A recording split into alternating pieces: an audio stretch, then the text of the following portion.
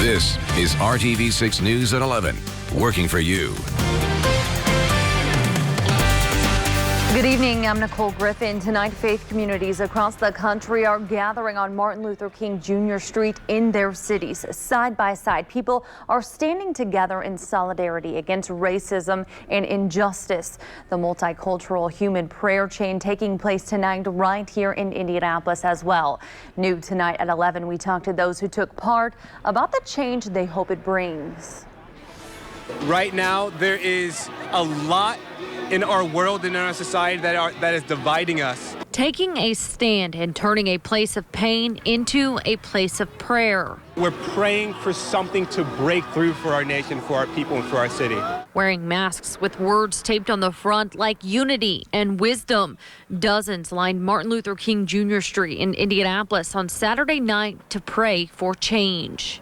This area has been known to be a very, very rough area, and this is an area that is specifically in need of biblical hope. Planning this event, I've had a lot of questions about, are we going to be safe there? Are we going to, what should happen? What should we be prepared for?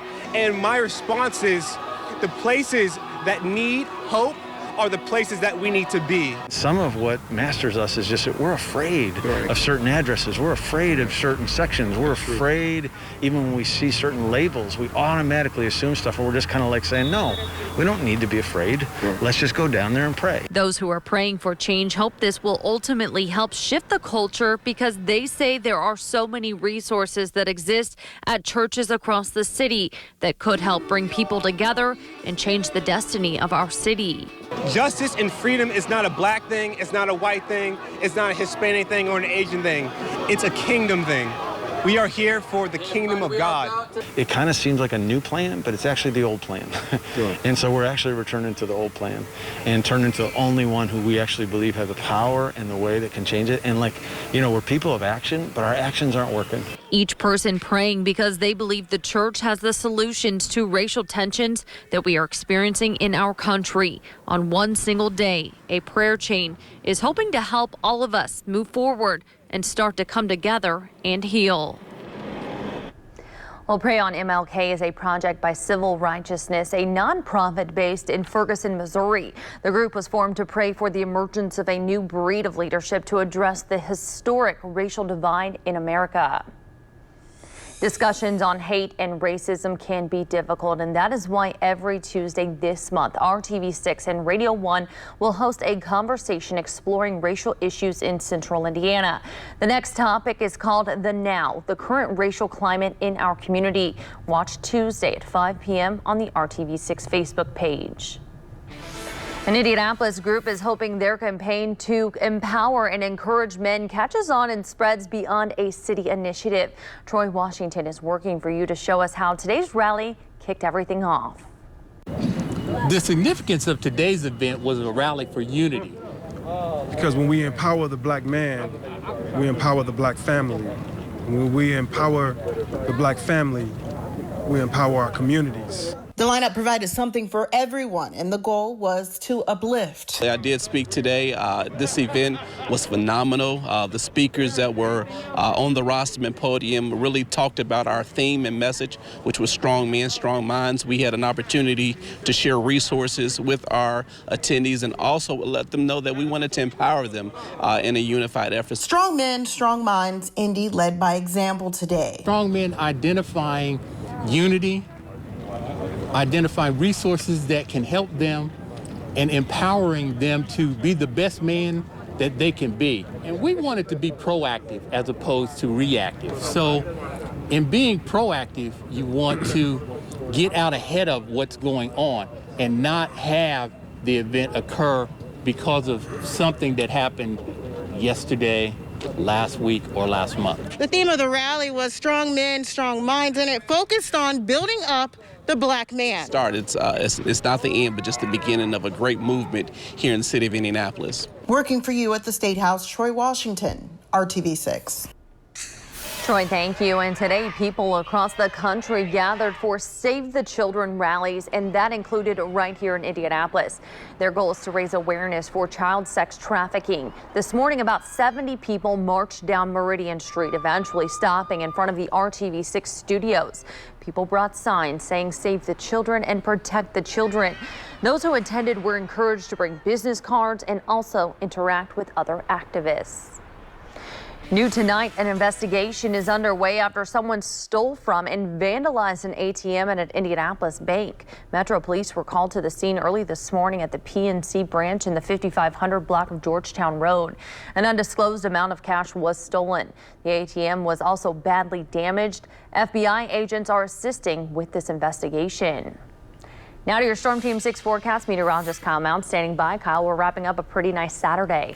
Yeah, and it has been a very nice stretch of weather here ever since we got into the month of August. You look at all those blue dots there on the calendar, below average temperatures. Now, late today, we actually got to 84, which is our average high for this time of year. So that snaps that below average streak. And I think we are going to start going in the other direction. You notice as we look out over Indianapolis this evening, see a little bit of haze there in the sky. That dew point, the humidity, it is starting to come back here, and it's really going to feel more like summer as we get into the day tomorrow. That humidity at 68%, and that's keeping those temperatures from really falling off. 74 downtown, most areas still in the 70s, exception Bloomington at 67 and upper 60s for you right now in Greenfield. All quiet here in central Indiana, but this complex of rain and thunderstorms continuing to expand around St. Louis and portions of Illinois. Now, TrueCast does have that staying off to the west through the overnight. I'll let you know if those rain chances will ramp up for our Sunday in a few minutes. Kyle, thank you. Continuing our coverage of the coronavirus and its impact on Indiana, the state health department reports more than 1,000 new positive cases for the third day in a row. 13 more Hoosiers have died, bringing the total to 2,834 deaths.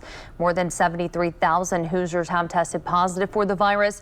More than 828,000 people have been tested in Indiana, with 8.8% testing positive. A third New Palestine high school student has tested positive for the coronavirus. The student who tested positive was last at school on August 3rd. Families of students who were in direct contact with the student have been notified by the school nurse. New Palestine High School is being sanitized and disinfected this weekend. Classes will resume next week. On August 1st, the school district announced a student who plays on the football team tested positive for COVID-19. A second New Palestine student tested positive on August 3rd. The district determined that case and the latest one announced on Friday were not connected. Greenfield Central officials notified parents Friday night that a high school student tested positive for COVID-19. Superintendent Harold Olin said the student attended school last week and the district enacted its protocol for dealing with a positive coronavirus test.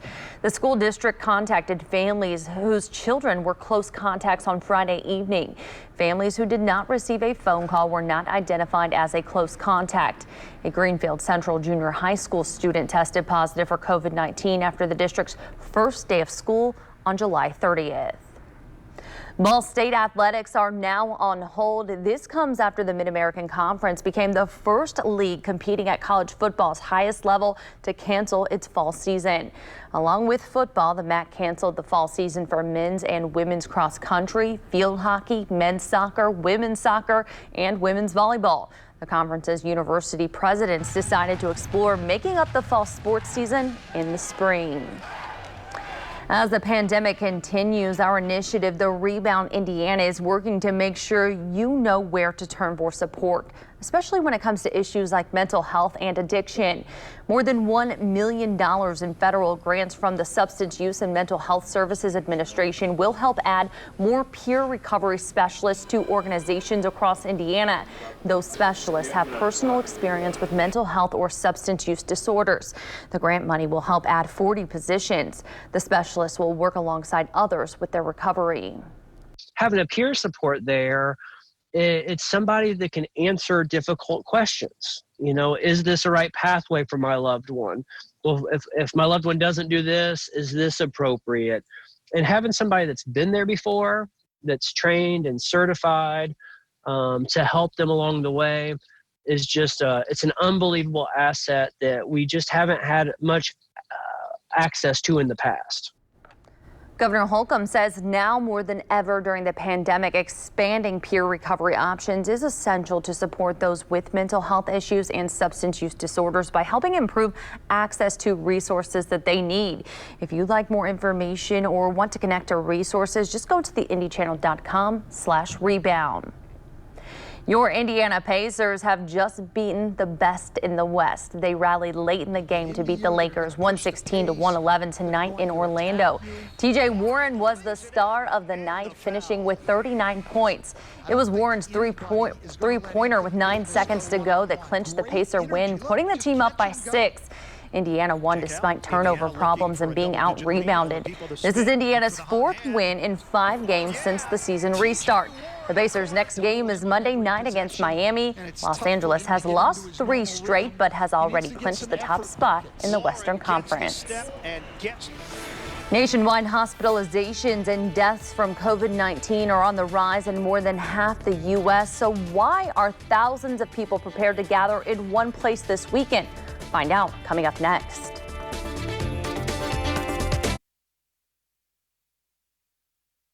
This is RTV6 News at 11, working for you.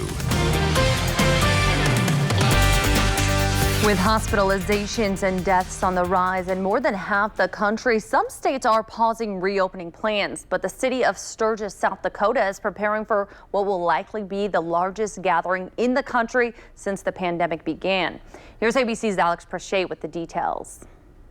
The United States quickly approaching a grim milestone of 5 million cases of coronavirus. The nation marking 2,000 more deaths in a 24-hour period for the first time since May. California now passing 10,000 deaths. And in Georgia, a heartbreaking loss. A 7-year-old African-American boy with no underlying conditions dying from the virus. A CDC report finding staggering racial disparities among children. The data showing black children with COVID-19 were hospitalized 5 times as often as white children, and Hispanic children 8 times as often as whites. With more than half the country seeing an increase in hospitalizations and deaths, more states are imposing new restrictions. Hawaii closing Oahu beaches, Oregon limiting interstate travel, and Massachusetts cutting gathering sizes in half. People are simply not being responsible about face coverings, social distancing, or any of the major metrics.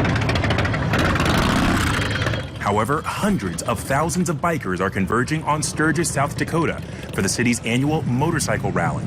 Officials there promising when the rally ends next weekend, there will be mass testing available for residents. Across the country, as school districts look to reopen safely, they are grappling with tough decisions. Well, I think about what if they're in an environment that they're exposed, and then, what are the procedures? The University of Washington releasing a dire projection, a possible death toll reaching nearly 300,000 by December, unless more people wear masks. Dr. Anthony Fauci is urging Americans to unify behind these basic health practices and is cautiously optimistic about a vaccine. We could go into the fall and the winter coming out of it looking good. Vaccine expert Dr. Paul Offit is on the FDA's advisory panel. He says testing procedures must be followed before any vaccine can be deemed safe. If it's been tested in 20,000 people, shown to be safe, let's say it's 70-75% effective at preventing this disease, preventing moderate to severe disease, keeping you out of the hospital, keeping you from dying, then I think the benefits clearly outweigh the risks. A new Gallup poll released on Friday shows 65% of Americans would get a vaccine if it were FDA approved and free, but more than a third of those polled would not be willing to get vaccinated. Alex Prochet, ABC News, Washington. Alex, thank you. President Trump sidestepped Congress today, signing 4 executive orders providing some relief for millions of Americans struggling during the pandemic. Talks between the Trump administration and Democratic leadership on a new COVID-19 relief bill collapsed on Friday. Democrats say they offered to meet Republicans halfway on a $2 trillion stimulus package. There was some positive news from the Labor Department. Friday's job report beat expectations. Nearly 1.8 million jobs added last month. The unemployment rate dropping to 10.2%. But the data shows millions of Americans who lost their job at the beginning of the pandemic are still unemployed. The $600 supplemental federal unemployment benefit expired on July 31st. The Paycheck Protection Program, or PPP, which has helped small businesses meet their payroll, expired today. It's really small businesses that need the support and that really contribute so much to the places where they're located. When we lose small businesses, we really lose a lot more than just that one business. Some economists predict that if these businesses do not receive another round of support, more Americans will lose their jobs in the coming months. Walt Disney World in Orlando, Florida will reduce its operating hours on September 8th, according to the calendar on its website.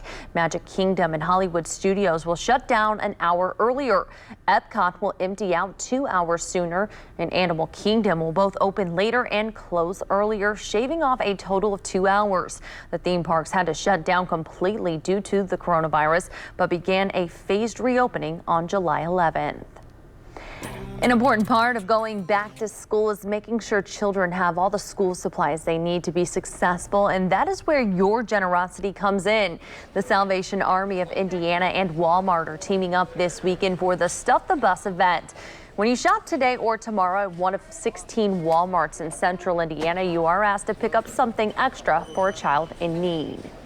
We would love for the public to be, as they have been in the past, generous, to purchase additional school supplies. Sometimes you're going to purchase for your own children, and you can afford one more backpack or one more box of pencils or markers to purchase and then drop it right here in our collection bins at the participating Walmarts around central Indiana. All of the donations will remain in the local community and will help the Salvation Army provide back-to-school support to local children in need and supplies to restock classrooms as the school year progresses. Kyle. And the kids last week needing the jacket on a couple of occasions. Next week, I think, is going to be the umbrellas. Things are going to turn active and get warmer here, even as we go into tonight. Temperatures are not going to be as cool. We're still sitting in the 70s in most locations, 74 downtown, Lafayette at 76. A little bit cooler right now in the Bloomington area at 67. So you can have a little bit of that patchy fog as we go into tomorrow morning, calling for an overnight low of 65 in the city. So the last few mornings we were in the 50s. Not anymore. We're going to continue this warming trend here, and you'll notice that pretty quickly as we look at your Sunday planning forecast. Quite a bit of sunshine, especially to get us started here. A few clouds around and those temperatures climbing to 77 degrees by 10 a.m. By the time we get to noon, we're already into the lower 80s, so we will be a little warmer tomorrow than what we had this afternoon, getting to around 87. It's also going to be more humid as those temperatures continue to climb, so a little more of a summer and tropical feel here as we get into the afternoon hours. So that'll take that 87 degree reading and make it feel a little bit warmer. 88 for your high in Muncie. In fact, here is the heat index, which we haven't had to talk about for about a week and a half or so. As we get into Sunday afternoon, it'll feel close to that 90 degree mark. Few spots could actually feel like it's in the lower 90s. As far as rainfall chances on Sunday, it remains very low. This is TrueCast by mid-morning, and you can still see that complex of thunderstorms that's back around St. Louis tonight. It's still over in Ohio and expected to continue to mainly stay off to our south and west. We may get a few increased clouds from it, with just about a 20% chance of a passing shower or storm as we go into the afternoon. So tomorrow, you're good to mow. After that, it gets a little bit iffy here because we are going to increase those rain chances as we get into Monday, Tuesday, and Wednesday. Some scattered showers and storms, not necessarily widespread rain, but you notice on TrueCast here kind of the bigger picture as we get into the day on Monday. There's a look at that one wave of rain, and then we'll kind of see more waves coming on through as the week progresses, because we're going to get a front that just kind of hangs out across central Indiana, bringing us that occasional bout of rain. 7-day planning forecast for you now. This is more August and summer-like, isn't it? We've got that daily chance of showers and thunderstorms. That's going to keep temperatures from really taking off, but the humidity is going to be there with highs in the middle to upper 80s here, and it looks like rain chances, Nicole, will carry over into the weekend. All right, Kyle, thank you. On the field, he's called the maniac, but Colts linebacker Darius Leonard wants to be known as an MVP. Coming up in sports, see what's keeping him motivated as his third season in the NFL begins.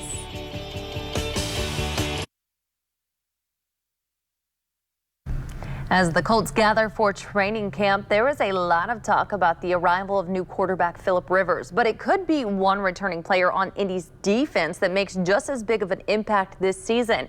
Brad Brown has a closer look in tonight's Sports Extra Spotlight. In his first 2 seasons in the NFL, Darius Leonard has been as impressive as any linebacker of the last 20 or so years.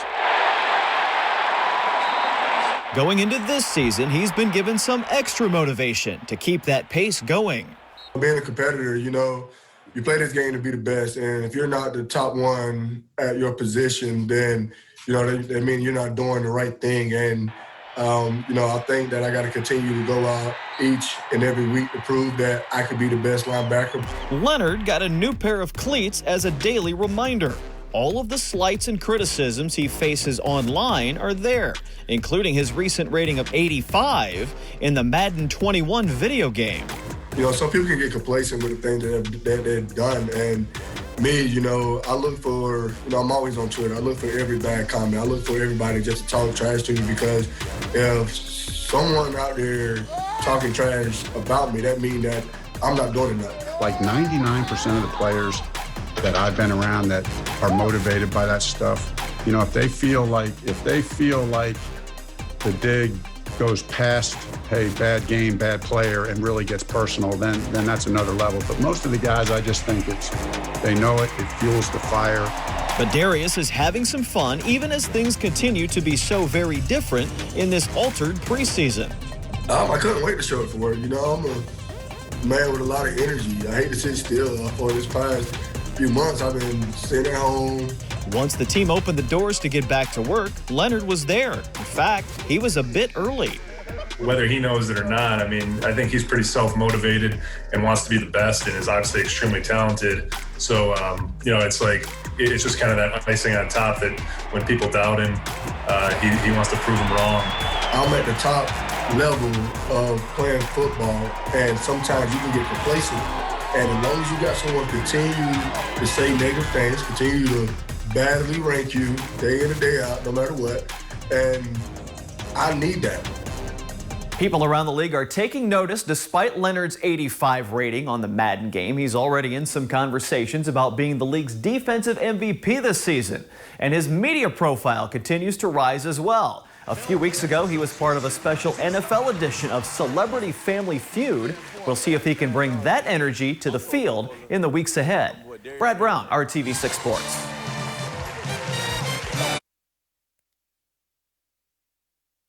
I lost all trust in restrooms.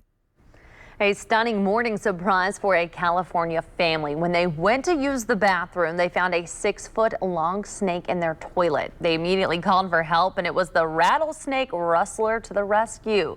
Glenn Stowe has 15 years experience doing this type of removal, but he says even he was startled by the beastly boa constrictor.